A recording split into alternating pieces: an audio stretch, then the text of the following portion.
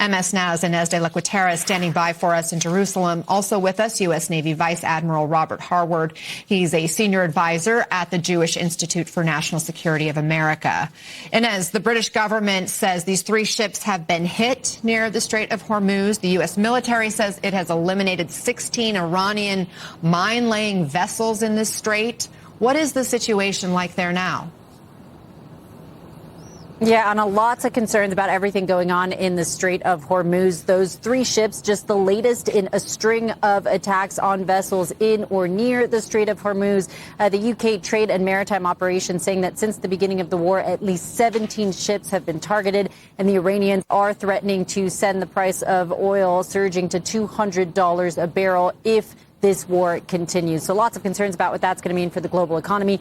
Here in Israel, I can tell you officials are watching closely the mixed messages coming out of the Trump administration. Lots of questions as to whether the U.S. will decide to wind down its operations in Iran and whether Israel will decide to follow suit or whether Israel could decide to continue fighting this war on its own. There is huge public support here for this war. Pretty much everyone we've spoken to since we've arrived here has told us that they support this war, and that goes for everyday Israelis. It goes for the head of the opposition, Yair Lapid, who we spoke to a couple days ago, who claims to be, he himself calls himself one of Netanyahu's biggest critics. And he says that on this war, he does agree with Netanyahu. We heard similar rhetoric from the mother of an IDF soldier who was wounded in the fighting against Hezbollah. He lost both of his legs in the fight against Hezbollah.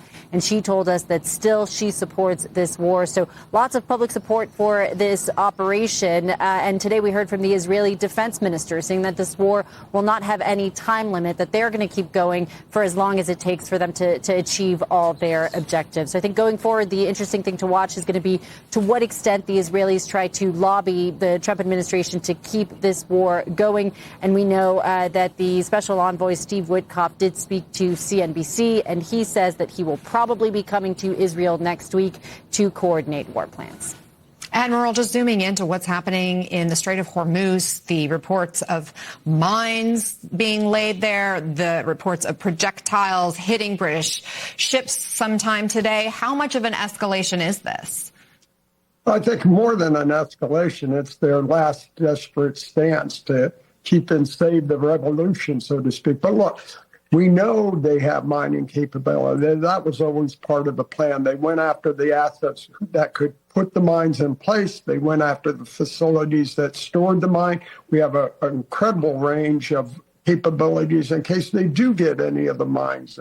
So again, I think we're planning, we're executing, and we can keep the straits moving freely. These missiles are the bigger problem, though. And as you've seen since the start of the war, we've been able to dissipate a large majority, but if they're still able to hit these ships transiting the straits, we have not finished the job. So that's the last part of this we need to clean up.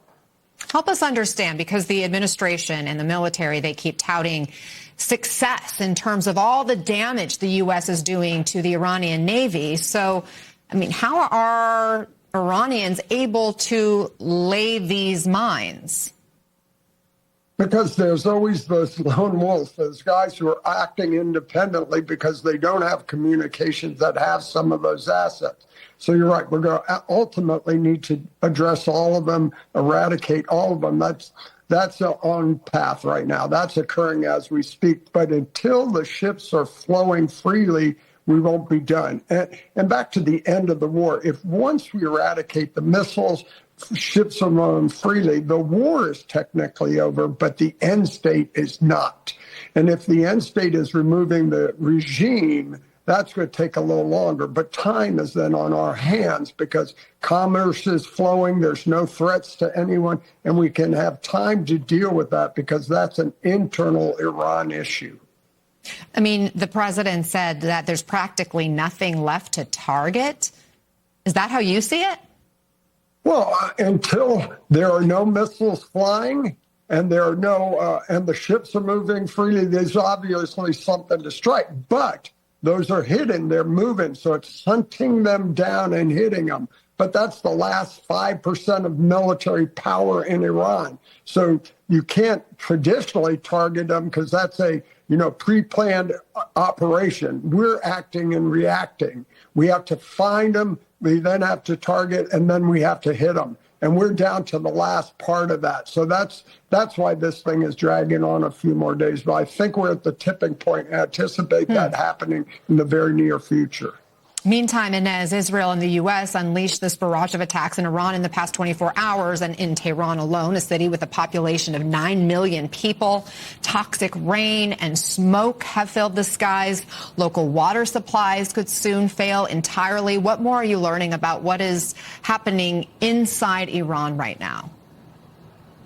Look, so we've been trying to reach out to people inside Iran, but it's been very challenging. You know, they are obviously dealing with a nationwide communications blackout. They're also very afraid to speak to Western media. So we've also been reaching out to Iranians in exile to get a sense of what's going on the ground, what they're hearing from their friends and family. I'll let you listen to what they had to say.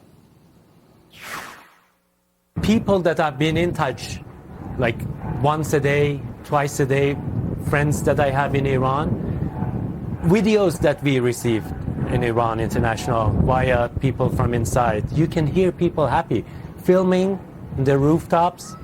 Oh, thank you, Bibi. Thank you, Trump. This is, I mean, as far as we see, it's not like residential. They know where to target. It's sad that the city that you're born in is getting bombardment for freedom, but that's the only thing I think people can see to get rid of this regime.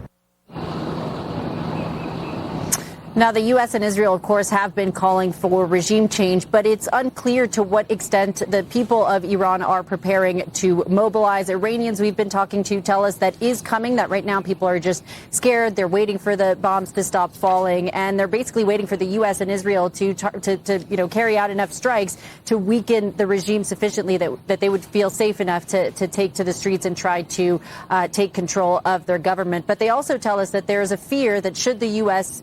pull out prematurely, the people of Iran will be left in a worse position than they were when this first started. And that's because there's a sense that Moshtaba Khamenei, the new supreme leader, could be worse than his father, that he is more extreme in his views, that he's going to want to avenge his father. He's going to want to really project strength and show that the regime still stands strong. And so there are real concerns for the people of Iran should the U.S. decide to leave this war before there is regime change.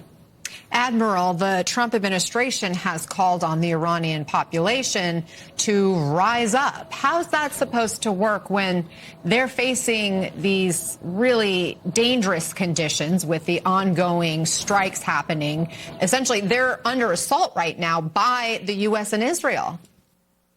No, the regime is under assault. And I think that tipping point will come when the people understand they've been weakened to the point that they can act and overcome the force. So once we solve the Strait problems, once ships are moving through the Straits, once Iran cannot bomb, send missiles, drones after other GCC countries, our assets, our bases, then we turn that intelligence and that Strait capability on the regime itself.